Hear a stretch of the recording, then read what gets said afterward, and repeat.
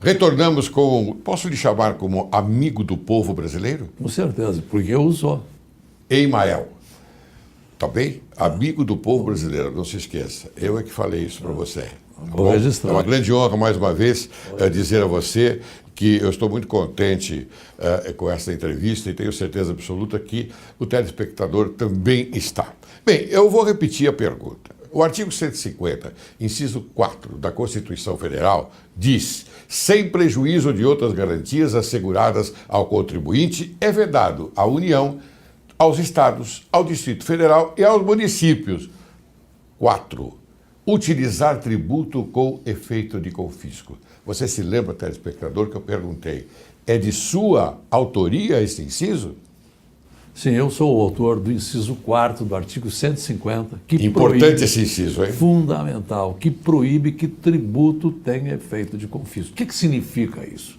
Significa que um tributo, um imposto, uma taxa, uma contribuição, não pode ser pesada demais, não pode chegar e tomar grande parte da renda de uma pessoa, do patrimônio de uma pessoa. Tem que ser razoável.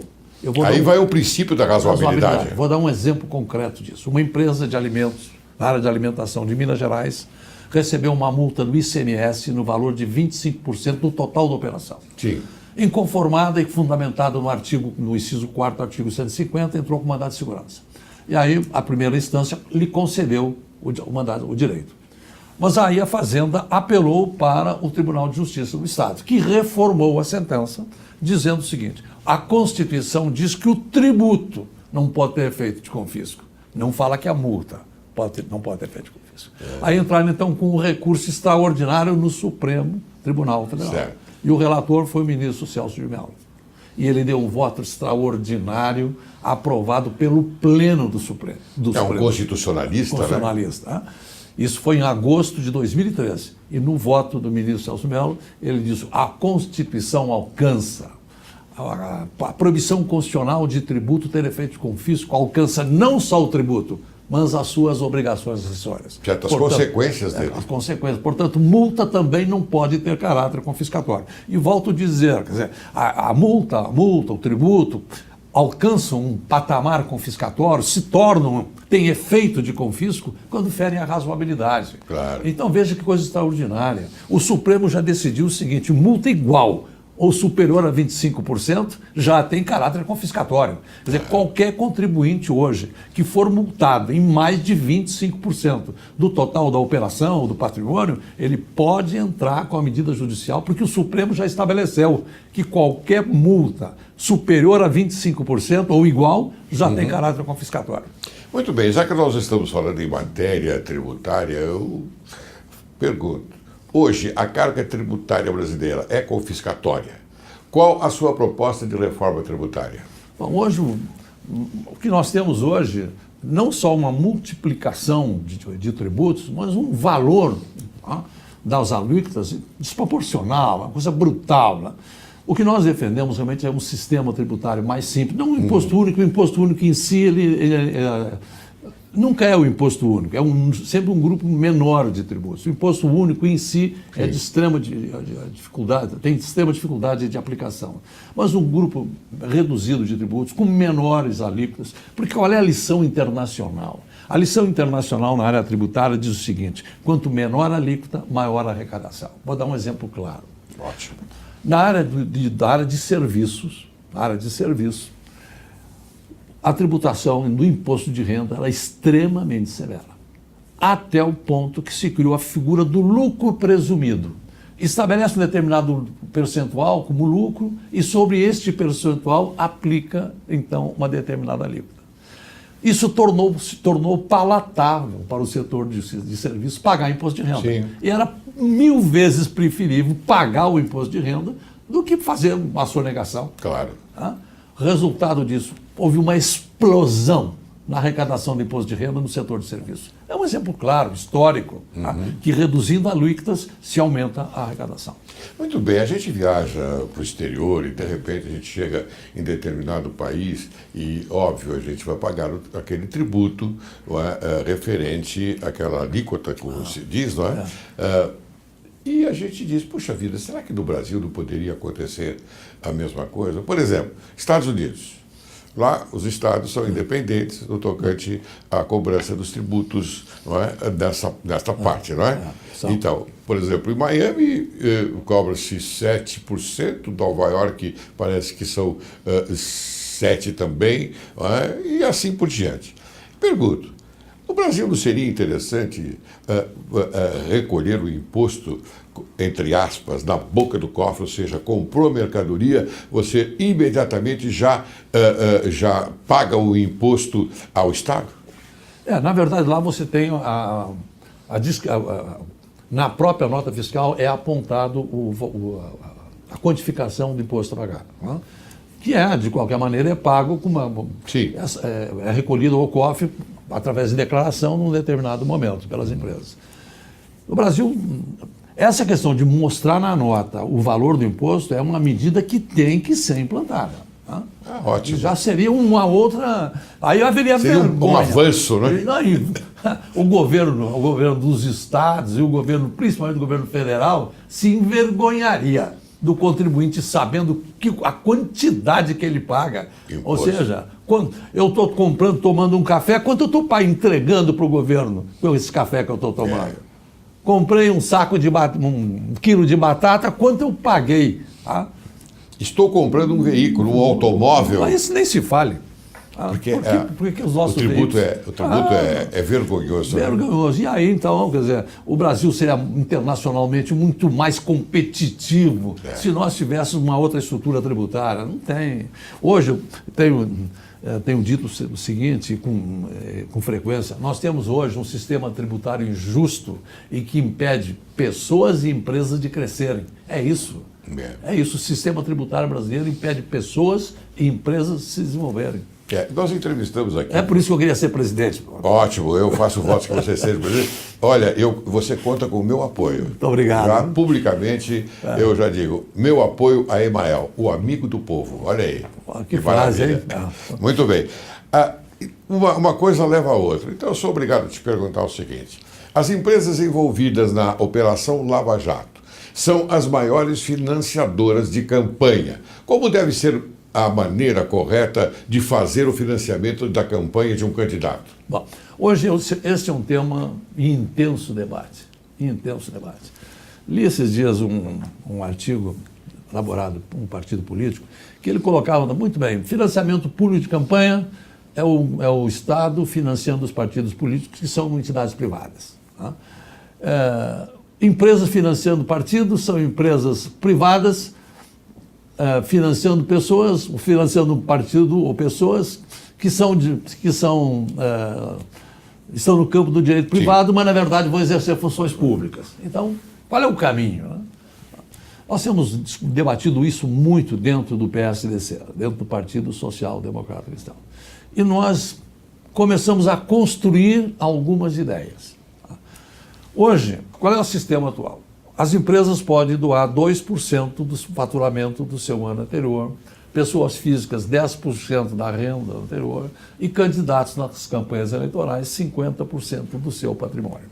Essa é a regra. Bom, mas não tem um limite quantitativo. Uma empresa que fature, vamos dizer, 40, 20 bilhões, por exemplo, ela vai poder doar 4 bilhões de reais, que é muito dinheiro. Ela está dentro dos 2%. Sim. Mas não tem limite quantitativo. Então, que se mantenha o percentual, mas tem que haver um limite quantitativo. Uma empresa não pode gastar, por exemplo, mais de R$1 milhão. Essa é uma ideia que nunca houve no Brasil. Falava-se sempre em percentual, mas sem limite quantitativo. Tem que ter um limite quantitativo. De outro lado, pessoas físicas, 10% do patrimônio, 10% da renda. Bom, 10% da renda, um bilionário, 10% não significa muito dinheiro.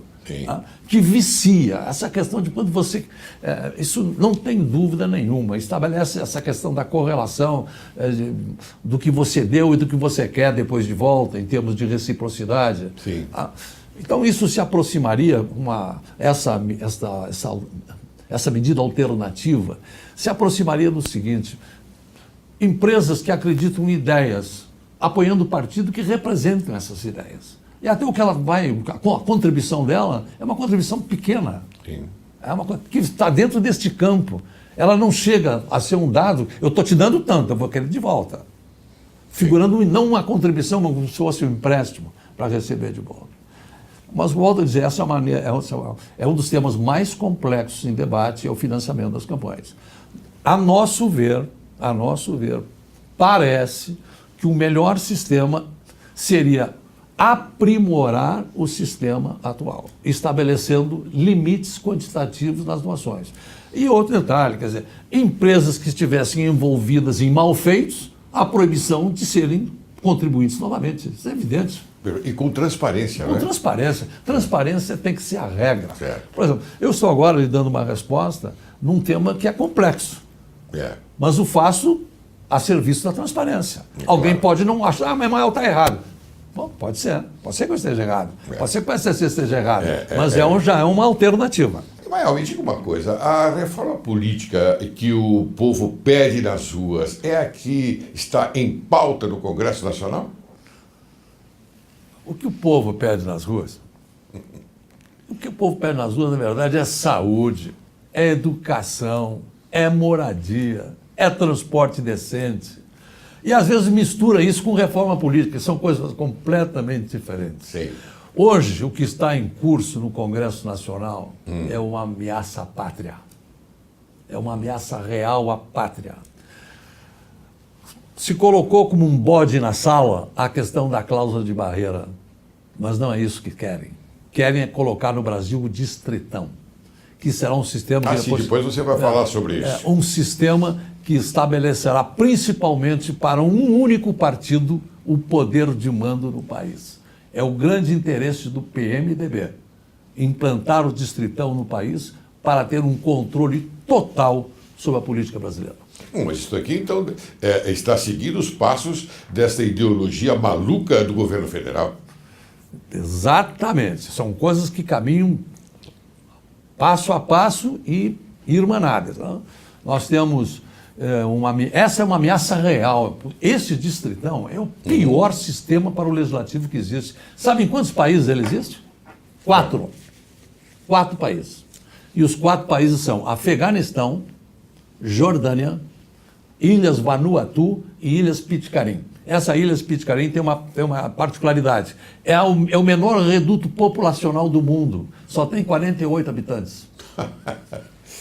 Esse é o modelo que estão querendo impedir, estão querendo colocar... Então, é um conjunto de países no sentido de terem a mesma ideologia política, é isso? Exato. Agora, veja o seguinte... Mas não está distante daqui do Brasil. Com certeza. Eu agora vou me pronunciar, me perdoe. Com certeza. Cuba, Venezuela, Bolívia. Posso colocar até a Colômbia. Está aí. Agora, E o Brasil, é óbvio, né? E o Brasil. Agora, esse sistema já existiu em uma democracia sólida? Já existiu. Ele foi introduzido no Japão em 1948 e foi banido, foi expulso da Constituição japonesa em 1993, em razão do que trouxe para o Japão. Só se elegiam famosos, ricos, poderosos. Um sistema de corrupção eleitoral como nunca visto. E a total desarticulação dos partidos políticos. Bom, mas a corrupção... E é isso que querem trazer para o Brasil. Essa corrupção que nós estamos assistindo é desastrosa. Desastrosa. Com o distritão, então, vai às alturas. É pior que isso? Depois eu vou dar mais detalhes sobre essa questão do distritão. Então seria um sistema que promove o autoritarismo? Com certeza, com certeza. E seguinte... Não há necessidade de usar farda, né? Não. As minorias não têm a menor chance. Mulheres, minorias do ponto de vista político. Jovens. Porque, já que eu estou falando, eu vou explicar esse distritão. Por favor. Agora. O que é o distritão? O distritão é um sistema onde se elege só os mais votados, independentemente de partido. Aparentemente é uma coisa boa, fácil de entender, as pessoas entendem, é uma coisa justa, se elege só os mais votados. Mas isso, qual é a consequência que traz? Vamos exemplificando como é que isso funcionaria. São Paulo tem direito a 70 deputados federais. serão votados os 70, serão eleitos os 70 mais votados. Os partidos, por exemplo, hoje existe o quociente eleitoral, cerca de 300 mil votos aqui em São Paulo para eleger um deputado federal. Os partidos numericamente menores podem ter uma chapa, todos tendo 5 mil, 10 mil votos e conseguem os 300 mil. Sim. Mas nenhum deles vai estar entre os mais votados. Porque a renovação se dá pelos partidos numericamente menores. Se fosse aplicado o distritão no Brasil hoje, dos 32 partidos só sobrariam 7. Só 7. Tá? E tendendo para um bipartidarismo lá no final. Quem tem chance no distritão? Só 3 grupos de pessoas têm chance. Ou os famosos, ou os muito ricos, ou os poderosos de toda a ordem. Os demais não têm chance nenhuma. Todas as minorias estão fadadas a não ter representação parlamentar. Agora, isso beneficia os donos do poder, aqueles que têm poder. Claro. Então, é a centralização do poder. Agora, isso ofende a Constituição frontalmente. O artigo 1º da nossa Constituição Federal diz: a República Federativa do Brasil tem como fundamentos, Sim. 5º fundamento, o pluralismo político. Claro. Tá? O distritão mata o pluralismo político. É lamentável que tudo isso aconteça. Agora eu pergunto a você, já que nós estamos nesse tema, esses milhões de pessoas que foram às ruas contra a corrupção e várias solicitaram o impeachment da presidente Dilma Rousseff, existem motivos para isso? Só me responda se sim ou não. Formalmente, se você quiser fundamentar, pode fundamentar. Formalmente, você ainda não tem condições de ter um impeachment. Mas e o artigo 85 da Constituição? Sim. Aí você é o que o Luiz Ganda Martins defende. Ele diz que já se caracterizou pela improbidade. Sim. Então é uma matéria complexa. Eu que digo que se formalmente você ainda não tem uma condição formal, na nossa visão, de propor um impeachment agora. Bem, então quer dizer que não há condições formais. Não existem condições formais. Mas isso não quer dizer que, em termos práticos, não existem as razões que as ruas apresentaram e pelas quais se manifestam. Muito bem. Eu agora vou lhe fazer uma pergunta. Nós estamos, lamentavelmente, finalizando o programa, viu, Emael? Eu tenho que te dar essa triste notícia, porque o papo está muito bom aqui. 2, 3 horas. Exatamente. Está em debate no Congresso Nacional a diminuição da maioridade penal. Alguns dizem que esta medida é inconstitucional até diante da imputabilidade penal ao menor de 18 anos. Também. Qual a sua opinião a respeito? Bom, nós estamos trabalhando também nessa matéria. E uma ideia que começa a ser construída é alterar o princípio constitucional. O princípio constitucional diz que são imputáveis os menores de 18 anos. Nós estamos começando a construir uma ideia que seria a seguinte: são imputáveis os maiores de 16 anos na forma da lei. Isso ensejaria que um arcabouço infraconstitucional pudesse contemplar essa matéria. A questão da primária, se existem antecedentes criminais ou não no menor, a natureza do crime, tá? Para adequar um sistema prisional, o sistema da imputação da pena na forma da idade, como se deu o delito. Eu volto a dizer, é uma ideia em construção, mas está nos parecendo, pela conversa que nós já temos tido com várias personalidades, que é um caminho alternativo que pode vir a ser uma solução para esse impasse. Então você acha então que deve ser diminuído para 16 anos? Eu acredito que hoje ele pode votar, tem direito de votar. Ele pode ter direito de dirigir, né? Tem direito de dirigir, tem direito de escolher o presidente da República. Agora, de outro lado, você tem um número muito menor, um percentual de jovens infratores é muito pequeno. Mas, de outro lado, pode estar... Bom, se é tão pequeno, não há preocupação, porque a maioria dos bons não vai ser afetada. Claro. Mas o sistema prisional nosso ele é péssimo, não reeduca ninguém. Na verdade, nós temos piores que masmorras medievais.